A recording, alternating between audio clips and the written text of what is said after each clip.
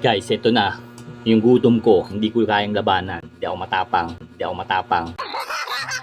Kaya ito, nagpabili si Mariken ng palabok. Hindi ka nagpadagdag ng sabaw. Stokwa. Tapos, may libreng sabaw. Kapag humingi ka ng sabaw, bibigyan ka. Na-vlog na to ng mga vlogger dito sa may Purok 7, yung maming puti. Tapos palabok. 30 pesos lang to.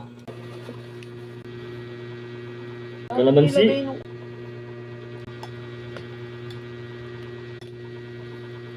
Guys, so look at that. First bite. Naglalaway na ako agad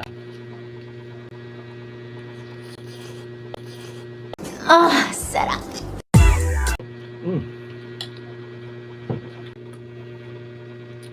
Kung first time nyo lang bibili doon,